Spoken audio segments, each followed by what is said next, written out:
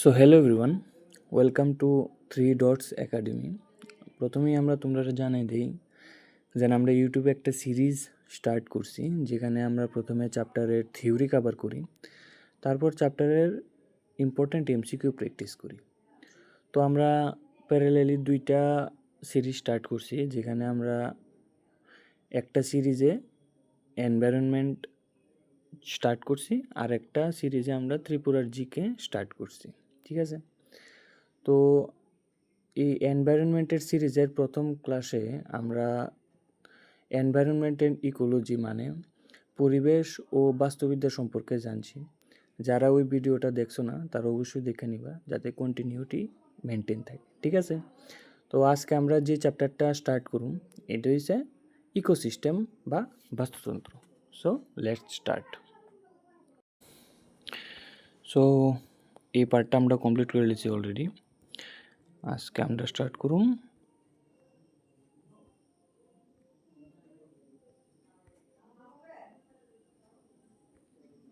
Ecosystem থেকে। ঠিক আছে, সো প্রথমে ইকোসিস্টেম কি এটা গতকালকেই আমরা জানছি যে ইকোসিস্টেম হচ্ছে কোনো একটা পার্টিকুলার এরিয়াতে বসবাসকারী কমিউনিটি ও তার ভৌত পরিবেশের মধ্যে যে আন্তঃসম্পর্কটা আছে এটারই বলা হয় ইকোসিস্টেম বা বাস্তুতন্ত্র।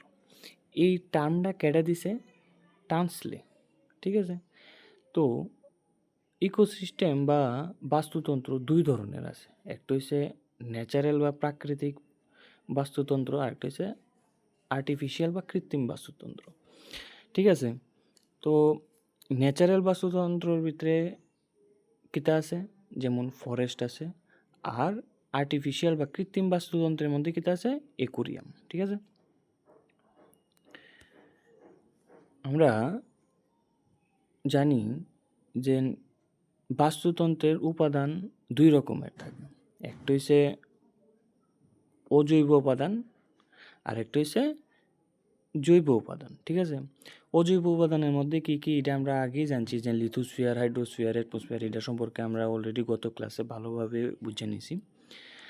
আর আজকে আমরা যেটা ইম্পর্টেন্ট জিনিস এটা হচ্ছে আমরা জৈব উপাদান। জৈব উপাদানের মধ্যে কী কী আছে, প্রডিউসার আছে আর কনজিউমার আছে, মানে উৎপাদক ও খাদক। উৎপাদক কি?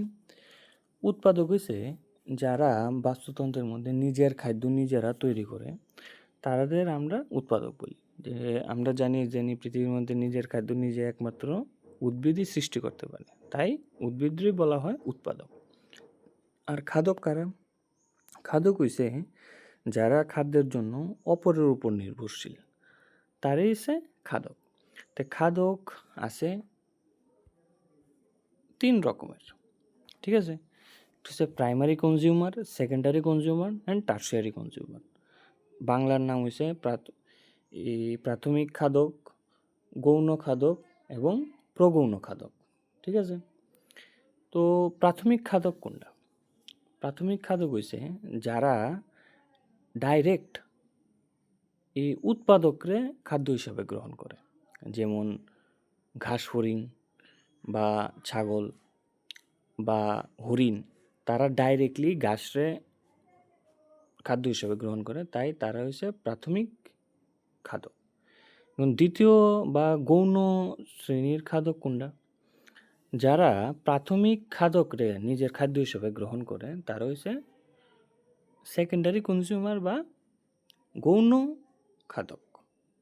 তে কিতা কিতা উদাহরণ আছে, যেমন শিয়াল। শিয়াল এই হরিণরে খায়, হরিণ কিতা প্রাথমিক খাদক। ঠিক আছে, তে প্রাথমিক খাদকরে যারা খায় তারা হচ্ছে গৌণ খাদক বা সেকেন্ডারি কনজিউমার। এখন হচ্ছে টার্সিয়ারি কনজিউমার বা প্রগৌণ খাদক বা তৃতীয় শ্রেণীর খাদক। তারা কিতা করে, তারা দ্বিতীয় শ্রেণীর খাদকরে নিজের খাদ্য হিসেবে গ্রহণ করে, যেমন বাঘ বা সিংহ যারা আছে, তারা শিয়াল এইসব যারা দ্বিতীয় শ্রেণীর খাদক আছে তারা নিজের খাদ্য হিসেবে গ্রহণ করে। এখন নেক্সট হচ্ছে বিয়োজক। বিয়োজক কারা? বিয়োজক হচ্ছে যারা উদ্ভিদ বা প্রাণীর মৃত গলা দেহ আছে তারার থেকে নিজের পুষ্টির শোষণ করে, যেমন বিভিন্ন ব্যাকটেরিয়া আছে, বিভিন্ন ফাঙ্গাস আছে, ঠিক আছে? তারা মৃতদেহ থেকে পুষ্টিরস শোষণ করে নিজের জীবনযাপন করে, ঠিক আছে? এখন নেক্সট হইছে বাস্তুতন্ত্রের শক্তি প্রবাহ। দেখো, বাস্তুতন্ত্রের শক্তির মূল উৎস হইছে সূর্য। সূর্য থেকে আগত যে রশ্মি আছে সবুজ উদ্ভিদ সালোক সংশ্লেষ প্রক্রিয়ার মাধ্যমে রাসায়নিক শক্তিতে রূপান্তরিত করে, আর এই রাসায়নিক শক্তিরে নিজের শরীরে জমা রাখে। তারপরে এই শক্তি এক খাদক থেকে অন্য খাদকের মধ্যে স্থানান্তরিত হয়। এই যে প্রসেসটা, এই প্রসেসটারে বলা হয় বাস্তুতন্ত্রের শক্তি প্রবাহ। বাস্তুতন্ত্রের যে শক্তি প্রবাহ আছে এটা সবসময় মনে রাখবা একমুখী, মানে একদিকেই প্রবাহিত হয়, উল্টা দিকে প্রবাহিত হয় না। মানে খাদক থেকে উৎপাদক, উৎপাদক থেকে সূর্যে, এরকমভাবে কোনো দিন শক্তির প্রবাহ হয় না। শক্তির প্রবাহ সবসময় সূর্য থেকে উৎপাদক, উৎপাদক থেকে প্রাথমিক খাদক, দ্বিতীয় শ্রেণীর খাদক, তৃতীয় শ্রেণীর খাদক, এইভাবে শক্তি ট্রান্সফার হয়, ঠিক আছে? এখন আরেকটা জিনিস আছে, হচ্ছে ট্রফিক লেভেল। কেটা? ট্রফিক লেভেল কেটা? এই যে উৎপাদক, প্রাথমিক শ্রেণীর খাদক, গৌণ খাদক, প্রগৌণ খাদক, তারা এক একটা ট্রফিক লেভেল বা পুষ্টি স্তর হিসাবে আমরা জানি, ঠিক আছে? যেমন এই যে উৎপাদক হইল প্রথম পুষ্টি স্তর, তারপর প্রাথমিক খাদক হইল দ্বিতীয় পুষ্টি স্তর, গৌণ খাদক হইল তৃতীয় পুষ্টি স্তর, আর প্রগৌণ খাদক হচ্ছে তোমার চতুর্থ পুষ্টি স্তর, ঠিক আছে? এখন নেক্সট হচ্ছে আমরা ফুড চেইন বা খাদ্য শৃঙ্খল। খাদ্য শৃঙ্খল কি? একটি বাস্তুতন্ত্রে কে কারে খাইতাছে তার উপর ভিত্তি করে জীবদের পরপর সাজাইলে যে একটা শৃঙ্খল বা চেইন সৃষ্টি হয়, এটারে বলা হয় খাদ্য শৃঙ্খল। যেমন আমরা আগেই জিনিসটা দেখছি, দেখো ছোটোবেলায় দেখছি যে প্রথমে একটা আছে ঘাস, ঘাস রেখে খায় ঘাস ফড়িং রেখে খায় ব্যাং, ব্যাং রেখে খায় সাপ। তো এই যেন একটা শৃঙ্খল সৃষ্টি হয়েছে, চেইন সৃষ্টি হয়েছে, এটারই বলা হয় খাদ্য শৃঙ্খল, ঠিক আছে? এখন আমরা নেক্সট পড়ুম লিন্ডেম্যানের 10% সূত্র, ঠিক আছে? তো তাইনের সূত্রানুযায়ী বাস্তুতন্ত্রের একটি পুষ্টিস্তর থেকে আরেকটি পুষ্টিস্তরে কেবল 10% শক্তিই স্থানান্তরিত হয়। মানে কি তা? ধরো একটি হরিণ যদি 100 কেজি খাদ্য খায়, তাহলে তার খাদ্যের 10% মানে 10 কেজি তার দেহ গঠনে লাগে। আবার যদি 10 কেজি একটা ধরনা সিংহ যদি 10 কেজি খাদ্য খায়, তার দেহে 10% মানে 1 কেজি খাদ্য তার দেহ গঠনে কাজে লাগে। মানে প্রত্যেক প্রাণীই যে খাদ্য গ্রহণ করে তার মধ্যে শুধুমাত্র 10% তার দেহ গঠনে কাজে লাগে, আর বাকি 90% যে শক্তি বা খাদ্য যে এনার্জি গ্রহণ করতেছে তা তার বিভিন্ন কাজে ইউজ করে। সে যে চলাচল করতেছে, সে যে শ্বসন কার্য চালাতেছে, তার যেন হজম শক্তি লাগতেছে, মানে অন্যান্য কাজে খরচ হয়। শুধুমাত্র 10%ই তার দেহ গঠনের কাজে লাগে, আর এই 10%ই আরেকটা পুষ্টি স্তরে স্থানান্তরিত হয়, ঠিক আছে? তো এটা একটা ইম্পর্টেন্ট, মনে রাখবা, লিন্ডেম্যানের 10% সূত্র, ঠিক আছে?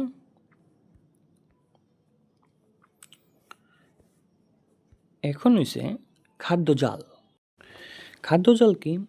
যখন অনেকগুলি খাদ্য শৃঙ্খল একে অপরের সাথে যুক্ত থাকে, হ্যাঁ, তখন এটারে বলা হয় খাদ্যজাল। যেমন যেমন এখানে দেখো যে এই যে ঘাস জাতীয় খাদ্য আছে এখানে, ঠিক আছে? এই ঘাস জাতীয় খাদ্য বা এটার মধ্যে ধরো না সবজি বা কলা টলা জাতীয় জিনিস, এটি ইঁদুরে খায়, ইঁদুরে আবার সাপে খায়, সাপরে আবার বাজ পাখিয়ে খায়। এটা একটা খাদ্য শৃঙ্খল হয়েছে। আবার আমরা আগে দেখছি যে ঘাস রেখে খায় ঘাস ফড়িং থেকে ব্যাং, ব্যাং রে আবার সাপে খায়। আবার এই সাপরে আবার বাজে খায়। তো দুইটা দেখো খাদ্য শৃঙ্খল একে অপরের সাথে মিশা গেছে গা। এরা একটা জালের মতো সৃষ্টি করছে। তো এরকম একটা বাস্তুতন্ত্রের মধ্যে অনেকগুলি খাদ্য শৃঙ্খল যে সময় একসাথে যুক্ত হয়ে যায় গা, তখন এটারও বলা হয় খাদ্য জাল। ঠিক আছে? সো এখন আমরা নেক্সট টপিক হইছে বাস্তুতান্ত্রিক পিরামিড। তো এই বাস্তুতান্ত্রিক পিরামিডটা কীটা? বাস্তুতান্ত্রিক পিরামিডটা হইছে বাস্তুতন্ত্রের মধ্যে যে বিভিন্ন পুষ্টিস্তরে থাকা জীবদের সংখ্যা বা জীবের ভর অথবা শক্তির পরিমাণকে ক্রমান্বয়ে সাজিয়ে যে একটা পিরামিডের মতো গঠন তৈরি করা হয়, এটাই হচ্ছে বাস্তুতান্ত্রিক পিরামিড। ঠিক আছে? এই টার্মটা কেটে দিছে চার্লি এলটন। ঠিক আছে? বাস্তুতান্ত্রিক পিরামিড 3 ধরনের আছে। একটা হচ্ছে পিরামিড অফ নাম্বার, মানে সংখ্যার পিরামিড। একটা হচ্ছে জীবভরের পিরামিড, একটা হচ্ছে শক্তির পিরামিড। ঠিক আছে? দেখো, এই পিরামিডের সবচেয়ে সংখ্যার পিরামিডের সবচেয়ে নিচে আছে ঘাস, এরপরে আছে ঘাস ফড়িং, এরপরে আছে ব্যাং, এরপরে আছে সাপ, আর একটা হচ্ছে বাজ পাখি। মানে কি এটার সিগনিফিকেন্সটা কিতা? দেখো, কোনো একটা বাস্তুতন্ত্রের মধ্যে ঘাসের সংখ্যা কিন্তু কোটি কোটি, তারপরে যে আছে ঘাস ফড়িংয়ের সংখ্যা, তার মানে ঘাস ফড়িংয়ের সংখ্যা ঘাসের তুলনায় অনেক কম। আবার ঘাস ফড়িংয়ের থেকে ব্যাঙের সংখ্যা আরও কম, আবার ব্যাঙের থেকে সাপের সংখ্যা আরও কম। এইভাবে সাপের থেকে বাজ পাখির সংখ্যা আরও কম। তে নাম্বার যত ধরনের এখানে আছে 100টা বা 100টা ঘাস, এই জায়গার ভিতরে আছে ধরো 90টা ঘাস ফড়িং, ব্যাঙ আছে ধরো না 40টা, সাপ আছে ধরো 5টা, আর বাজ পাখি আছে একটা। ঠিক আছে? তো এইভাবে সংখ্যাটা ক্রমান্বয়ে কমে যাইতেছে গা। তো এই যে কমার ফলে একটা পিরামিডের মতো যেন একটা সৃষ্টি হয়েছে, এইটারে বলা হয় সংখ্যার পিরামিড। ঠিক আছে? সেমভাবে জৈব ভরের বা বায়োমাসের পিরামিড, এটার ভিতরেও সেম। যদি ঘাসের সংখ্যা যদি বেশি হয়, তাইলে গাছের তো মূল যে ওয়েটটা সবটি ঘাস মিলাইয়া যে ওয়েটটা হইব, এটার ওয়েটটাও বেশি হইব। তো ঘাস ফড়িংয়ের ওয়েটটা তুলনামূলক কম হইব, তারপর ব্যাঙের ওয়েটটাও তুলনামূলক কম হইব, আর সাপের ওয়েটটাও কম হইব, আর বাজ পাখির ওয়েটও কম হইব। কারণ ওয়েট কম হইব কিতা, মানে তারা সংখ্যা কম, সংখ্যা কম যদি হয় তাহলে তো ওয়েটটাও কমিব। তো এইভাবে একটা ত্রিভুজের মতো সৃষ্টি হয়, এটারে বলা হয় বায়োমাসের পিরামিড। আর লাস্ট হইছে এনার্জির পিরামিড বা শক্তির পিরামিড। শক্তির পিরামিডের সংজ্ঞা আমরা আগে জানছি যে আমরা যে নিচের উৎপাদকের মধ্যে যে শক্তির পরিমাণ বেশি, তারপর মানে 10% সূত্র যা আমরা লিন্ডেম্যানের জানছি, যে প্রত্যেক স্তরে যাইতে যাইতে 10% করে কমতে থাকে শক্তির স্তর। তো যেমন ঘাসের শক্তি বেশি, তারপর ঘাস ফড়িংয়ের, তারপর ব্যাঙ, সাপ, এইভাবে চিল করে শক্তিরও পরিমাণটা যত উপরে যাইব তত কমতে থাকবো। তাই এটাও একটা পিরামিডের মতো সৃষ্টি করতেছে টেলসে। এইভাবে আমরা বাস্তুতান্ত্রিক পিরামিডের কনসেপ্টটা এখানে শেষ করছি। ঠিক আছে? তো আমরা নেক্সট পয়েন্ট হচ্ছে বায়ো অ্যাকুমুলেশন বা জৈব সঞ্চয়। এই জিনিসটা কিটা? দেখো, আমরা চারিপাশে কিন্তু প্রচুর দূষিত পদার্থ আছে। ঠিক আছে? এই দূষিত পদার্থগুলি যে সময় কোনো একটা জীবের দেহের মধ্যে সঞ্চিত হয়, তখন এই ঘটনাটা বলা হয় বায়ো অ্যাকুমুলেশন বা জৈব সঞ্চয়। ঘটনা কি তা, এই যে দূষক বা দূষিত পদার্থটি আছে, এটি শরীরের মধ্যে তো প্রবেশ করে, কিন্তু এটি আর দেহের থেকে বাইর হয় না। তো দেহের মধ্যে যদি না বাইর হয়, কন্টিনিউ ঢুকতে থাকে, তাহলে এটার মধ্যে সঞ্চয় হইব। তো এই ঘটনাটারও বলা হয় জৈব সঞ্চয়। আরেকটা হচ্ছে বায়ো ম্যাগনিফিকেশন বা জৈব বিবর্ধন। ঠিক আছে? এই ঘটনাটা কি তা, ধরো এই যে এটা ফাইটোপ্ল্যাঙ্কটনের সাথে সাথে বিভিন্ন প্লাস্টিকের পদার্থ ধরনা থাকে, কোনো একটা জলের একটা খাদ্য শৃঙ্খলা আমরা ধরছি আর কি। ঠিক আছে? তো এখন এই ছোট মাছগুলি যদি এই বিষাক্ত যে পলিউটেন্টসটি আছে, এই পলিউটেন্টসটি যদি খায়, তার দেহের মধ্যে এটি সঞ্চিত হইব। ঠিক আছে? আর এই ছোট মাছটিরে যদি কোনো একটা বড় মাছে খায়, তখন এই যে ছোট মাছটির দেহে যে সঞ্চিত যে বিষাক্ত পদার্থটি আছে এই বড় যে মাছটা খাইছে এটা শরীরেও সঞ্চিত হইব।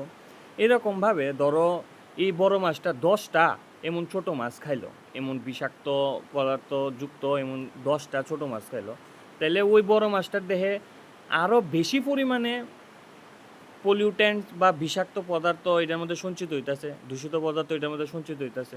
তার মানে এই যে বড় মাছটার শরীরে আরও বেশি পরিমাণে বিষাক্ত পদার্থ সঞ্চিত হইতেছে। এই যে আর এই যে এখন ধরো না চিল পাখি, এই চিল পাখিও এই আরও বেশি পরিমাণে বড় মাছ যদি খায় তার দেহে আরও বেশি পরিমাণে, চিলের দেহে আরও বেশি পরিমাণে বিষাক্ত পদার্থ সঞ্চিত হইব। ঠিক আছে? এই যে খাদ্য শৃঙ্খলে একটার পর একটা, যেমন ছোট মাছের শরীরে একটা নির্দিষ্ট পরিমাণে দূষিত পদার্থ সঞ্চিত হইতেছে, আর বড় মাছের শরীরে আরও বেশি পরিমাণে দূষিত পদার্থ সঞ্চিত হইতেছে, আর চিলের শরীরে তো একদম ম্যাক্সিমাম অ্যামাউন্ট অফ দূষিত পদার্থ সঞ্চিত হইতেছে। তা প্রত্যেকটা পুষ্টি স্তরের মধ্যে দূষিত পদার্থের যে ঘনত্বটা এটা কিন্তু বাইরে যেতেছে। এই ঘটনাটারই বলা হয় জৈব বিবর্ধন বা বায়ো ম্যাগনিফিকেশন। মানে এটা প্রত্যেকটা পুষ্টি স্তরের মধ্যে দূষিত পদার্থের কনসেন্ট্রেশনটা বেড়ে যেতেছে। ঠিক আছে? এখন নেক্সট হচ্ছে আমরা জৈব ভূ রাসায়নিক চক্র। ঠিক আছে? একটা জীব তার জীবন ধারণের জন্য পরিবেশ থেকে খাদ্য গ্রহণ করে, আর এই খাদ্যর মধ্যে কিন্তু বিভিন্ন ধরনের মৌল থাকে, যেমন কার্বন, নাইট্রোজেন, অক্সিজেন, জল, মানে বিভিন্ন ধরনের মৌল থাকে। এই মৌলটি খাদ্যের মাধ্যমে তার দেহের মধ্যে প্রবেশ করে, কিন্তু তারপর এই মৌলটি আবার পরিবেশের মধ্যে ফিরে যাইতে লাগে। যদি পৃথিবীর মধ্যে এই মৌলটি ফিরে না যাইতো তাইলে তো এই মৌল ধ্বংস হয়ে যেত। ঠিক আছে? কিন্তু এই মৌল কোনো সময় ধ্বংস হয় না। এটা দেহের মধ্যে একবার খাদ্যরূপে ঢুকে তারপর আবার মলের মাধ্যমে বা প্রস্রাবের মাধ্যমে বা এই দেহটা যে সময়ে মাটির সাথে মিশে তখন ওই মৌলটি আবার পরিবেশে মুক্ত হয়। এই যে চক্রটা একবার দেহের মধ্যে ঢুকলো আবার দেহ থেকে পরিবেশে আইলো, এই চক্রটারই বলা হয় জৈবভূ রাসায়নিক চক্র। তো এটার মধ্যে ইম্পর্টেন্ট কিছু চক্র হয়েছে, যেমন কার্বন চক্র। কার্বন চক্রের মধ্যে কীটা হয়, যেমন ধরো আমরা জানি যে এই বায়ুমণ্ডলের মধ্যে কী থাকে, কার্বন ডাইঅক্সাইড থাকে, CO2 থাকে। এই CO2 গাছে নিজের সালোক সংশ্লেষ প্রক্রিয়ার জন্য গাছ নিজের মধ্যে শোষণ করে, আর এই নিজের মধ্যে শোষণ করলে শোষণ কইরা সে নিজে খাদ্য উৎপাদন করে। খাদ্য উৎপাদন কইরা সে ধরো না একটা ফল দিল। ঠিক আছে? এই ফলের মধ্যে কিন্তু এই CO2টা কিছু হইলেও আবদ্ধ থাকবো। তো এই ফলটা যে সময়ে একটা গরুয়ে খাইলো বা একটা প্রাণীয়ে খাইলো, তখন সে তার দেহের মধ্যে খাদ্য হিসেবে ঢুকতেছে। আর এই CO2টাই যে সময় শ্বসন প্রক্রিয়ার মাধ্যমে যে সময়ে গরুয়ে শ্বাস প্রশ্বাস নিতেছে, তখন এই CO2টা আবার এই বায়ুমণ্ডলের মধ্যে আবার ফিরে এলো। এই যে বায়ুমণ্ডল থেকে গাছে গেল, গাছের থেকে আবার দেহের মধ্যে আইলো, দেহের থেকে আবার পরিবেশের মধ্যে ফিরে গেল, এই যে একটা সাইকেল চলতেছে, এই সাইকেলটা হচ্ছে তোমার কার্বন চক্র। ঠিক আছে? সেম যেমন আছে জলচক্র। জলচক্রের মধ্যে আমরা ছোটোবেলা থেকে পড়তে আছি, যেমন জল কি হয়, এই